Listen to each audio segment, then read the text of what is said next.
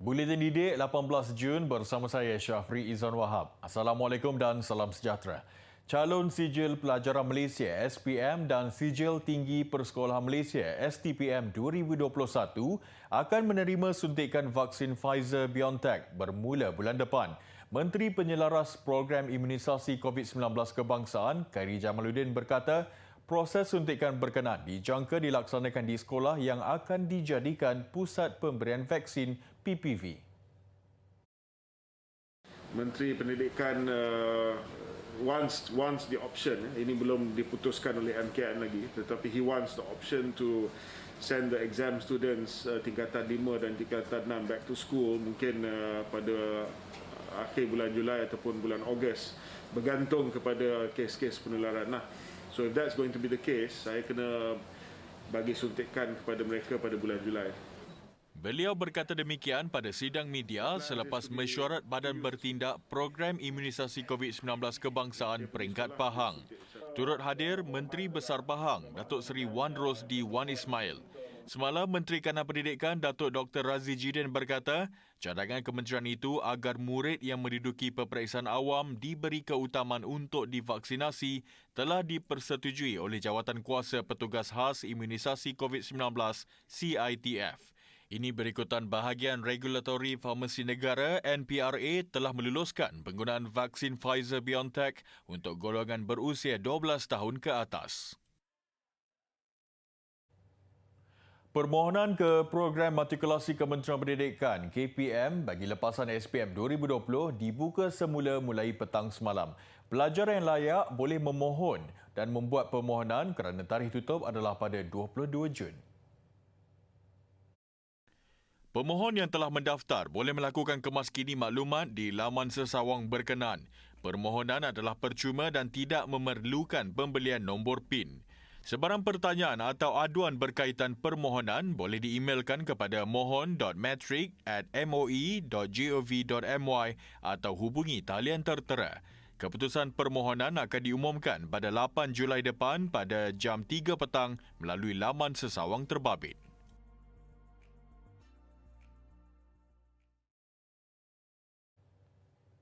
Tanpa pengorbanan guru yang mendidik, pencapaian cemerlang tidak mungkin menjadi kenyataan. Itu yang diluahkan 3 calon sijil tinggi agama Malaysia STAM 2020 setelah memperoleh pangkat mumtaz dalam keputusan peperiksaan itu yang diumumkan semalam.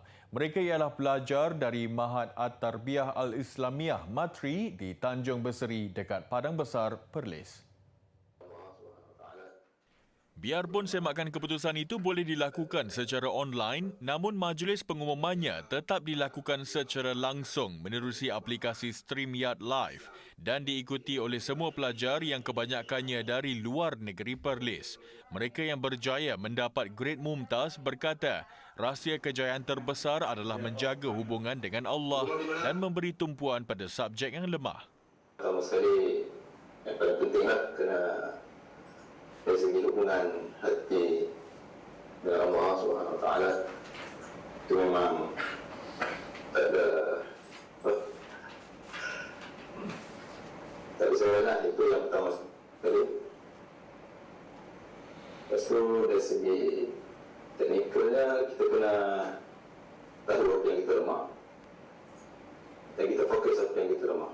Bila nak study, sebelum study tu make sure kita baca Quran dulu sebelum study. Contoh macam kalau kita bangun pagi untuk buat revision, baca dulu Quran, at least satu muka surat sebelum kita study lah, supaya dari segi bacaan tu, bila kita baca moga-moga ilmu yang kita dapat tu Allah berkatilah.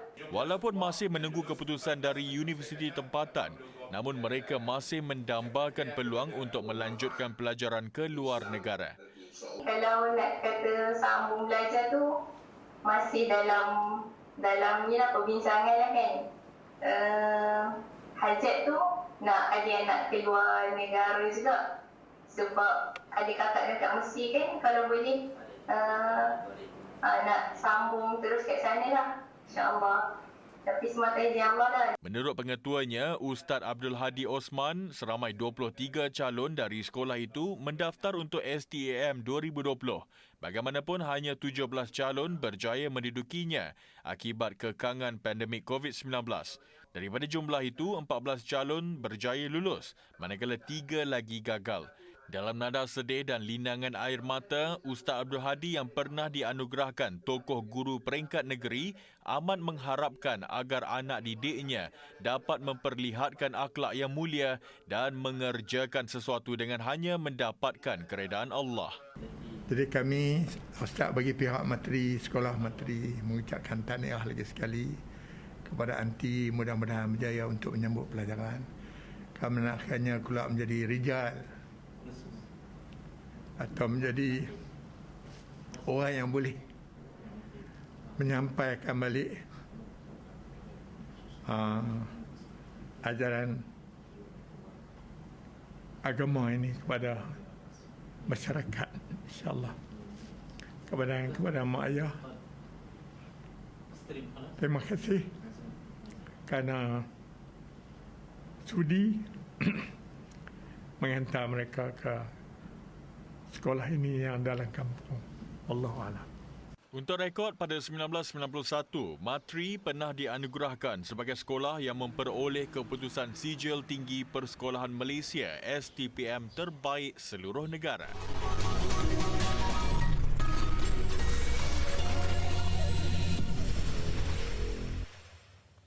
Beralih ke laporan harian COVID-19, jumlah kes kembali melebihi 6,000 kes iaitu sebanyak 6,440 kes hari ini. Sekaligus menjadikan jumlah keseluruhan kes meningkat kepada 685,204 kes. Ketua Pengarah Kesihatan Tan Sri Dr. Nur Hisham dalam kenyataannya berkata, Selangor kekal mencatatkan kes harian tertinggi dengan 2,095 kes. Diikuti Negeri Sembilan 870, Kuala Lumpur 816 dan Johor 592. 74 kematian hari ini menjadikan jumlah kumulatif kematian kepada 4,276.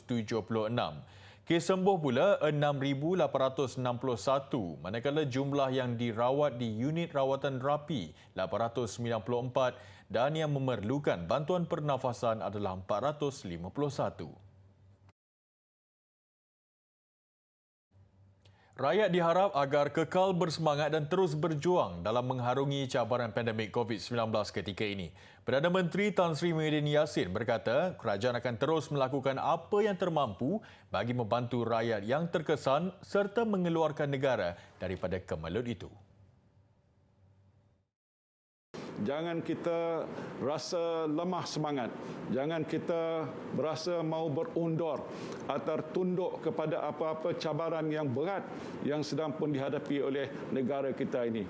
Pastinya ini memerlukan kerjasama, sokongan dan juga bantuan di antara kita sesama kita. Perjuangan atau peperangan besar seperti ini tidak mungkin berjaya tanpa ada pengorbanan yang besar daripada kita semua. Beliau turut menzahirkan rasa bangga terhadap kecekalan dan semangat juang yang tinggi rakyat Malaysia, khususnya petugas barisan hadapan dalam menghadapi pandemik COVID-19 selama ini. Tan Sri Muhyiddin berkata demikian dalam program Mega Pusat Kuarantin dan Rawatan COVID-19 Berisiko Rendah PKRC berselawat bersama Perdana Menteri dan rakyat Malaysia siang tadi. Program yang diadakan serentak di 89 PKRC seluruh negara secara maya itu turut disertai barisan Menteri Kabinet, Ketua Setiausaha Negara Tan Sri Muhammad Zuki Ali, petugas barisan hadapan serta pesakit COVID-19. Bahasa Melayu berkembang dengan meluas di rantau Asia Tenggara melalui proses migrasi yang berlaku. Pakar Bahasa Melayu, Profesor Emeritus Datuk Dr. Asmah Omar berkata, bahasa itu dilahirkan oleh sesuatu masyarakat yang penuturnya membawa bahasa itu ke mana jua ia pergi. Dalam zaman moden ini, lebih banyak orang bermigrasi dan berlaku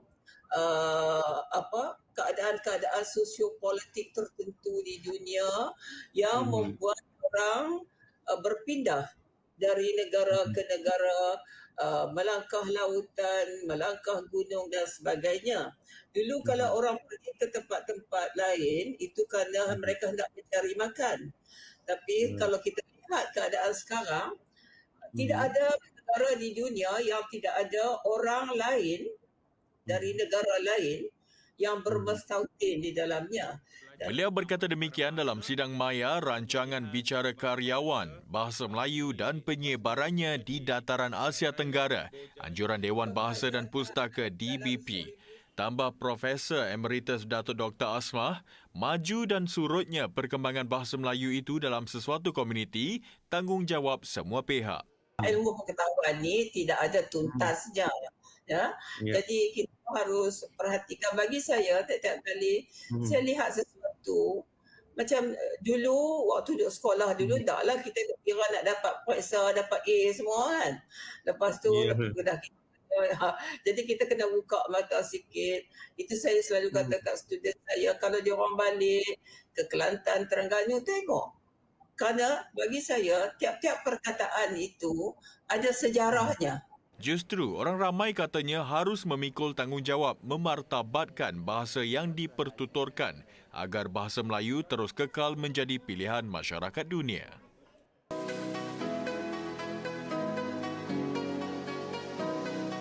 Mutiara tiada dimuntahkan timbul oleh lautan. Maksudnya, ilmu diperoleh dengan belajar atau dengan pengalaman yang bersusah payah.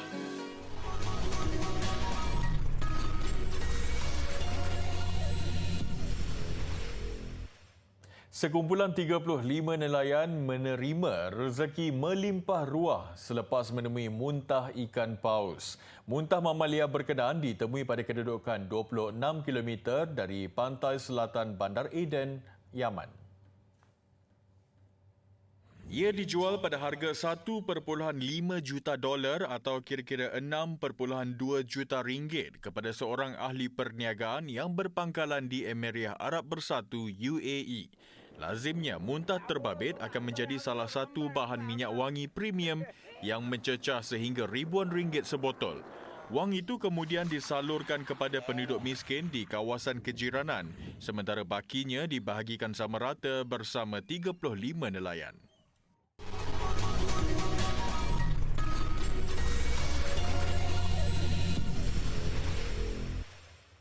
Pelumba supermotor negara Khairul Amirin Yahya atau Rin akan menjalani pembedahan pada Isnin depan untuk merawat kecederaan patah tulang pelvis kanan. Ia susulan kemalangan ngeri yang berlaku pada sesi terakhir latihan bebas kejuaraan supermotor Spanyol di Litar Albaida Jumaat lalu. Dan ketika ini, Rin sedang menjalani rawatan di Hospital 9 Oktober, Valencia. Mengimbas semula insiden yang berlaku pada Jumaat lalu, Rin ketika itu sedang berusaha untuk mencatat masa sepusingan terpantas. Namun, Rin hilang kawalan dan terbabas. Kecederaan tambah parah apabila belakangnya dihempap oleh jenteranya. Susulan kemalangan ngeri itu, Rin mengalami patah tulang pelvis kanan sekaligus terpaksa berehat selama 3 ke 4 bulan untuk proses rehabilitasi. Rin turut mengalami pendarahan arteri dalaman, namun dilaporkan kecederaan itu telah pulih dan berada dalam keadaan stabil. Saya dalam keadaan yang sihat dan stabil di hospital di Valencia. Saya akan menjalani pembedahan pada hari Isnin pagi, sekitar 8 pagi di waktu Spanyol. Terima kasih atas segala doa dan hajat yang anda semua berikan kepada saya di media sosial. Untuk rekod, Rin melakar sejarah sukan permotoran negara apabila muncul pelumba Malaysia pertama beraksi dalam kejuaraan supermotor Eropah S4 mewakili pasukan Supermotorland Husqvarna Junior Talent. Bola sepak Euro 2020, Belgium dan Belanda mengikut jejak Itali meneruskan kemarahan ke kelompok 16 pasukan terakhir. Ia selepas mencatat kemenangan kedua berturut-turut. Kemenangan ke atas Denmark menyaksikan Belgium kini mengungguli kumpulan B dengan 6 mata. Belanda juga nyata ceria menundukkan Austria yang menerajui kumpulan C. Manakala Ukraine yang tewas tipis kepada Belanda pada aksi pertama kembali bersaing selepas kemenangan ke atas Macedonia Utara. Bertandang ke Copenhagen, Denmark, Belgium yang membawa reputasi pasukan ranking nombor 1 dunia dikejutkan gol seawal minit kedua tuan rumah hasil rembatan menarik Yussuf Poulsen. Begitu juga kemasukan Kevin De Bruyne pada minit kedua nyata mengubah rentak Belgium. Ia selepas membuka ruang buat Thorgan Hazard menyamakan kedudukan pada minit ke-54. De Bruyne menyumbat gol kemenangan Belgium pada minit ke-70 sekaligus memastikan kemarahan pasukan ke fasa kalah mati. Belgium akan menentang Finland di St. Petersburg pada Isnin ini dan satu mata sudah memadai bergelar juara kumpulan B. Aksi kumpulan C, Belanda menanti kunjungan Austria dalam misi memburu kemenangan kedua. Minit ke-11, tuan rumah di depan menerusi sepakan penalti Memphis Depay. Denzel Dumfries yang menjaringkan gol kemenangan pada pertemuan pertama menentang Ukraine sekali lagi tajam apabila menambah gol kedua Belanda pada minit ke-67. Belanda hanya memerlukan satu mata untuk mengesahkan juara kumpulan C dan dijangka tiada masalah menentang Macedonia Utara pada aksi terakhir. Macedonia Utara telah pun tersingkir daripada kejohanan susulan kekalahan kepada Ukraine 1-2 semalam. Satu lagi perlawanan kumpulan C, sememangnya kemenangan 2-1 Ukraine ke atas Macedonia Utara cukup melegakan pasukan. Jaringan Andriy Yarmolenko dan Roman Yaremchuk membolehkan Ukraine melonjak ke tangga kedua mengatasi Austria hasil kelebihan jaringan. Ukraine seharusnya tampil dengan kemenangan lebih selesa, namun Ruslan Malinovsky gagal menyempurnakan sepakan penalti.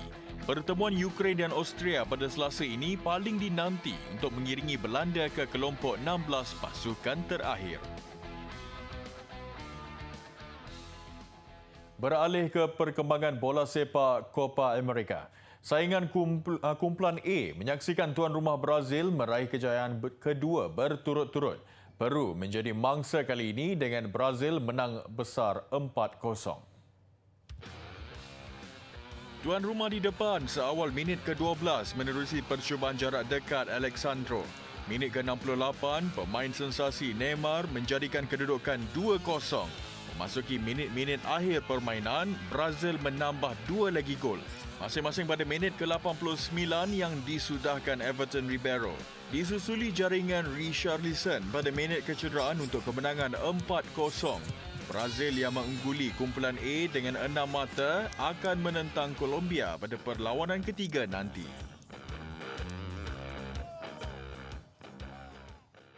Kayuhan di kawasan Bukit Berpasir mengakhiri buletin didik malam ini. Saya Syafri Izan Wahab. Salam hormat dan Assalamualaikum.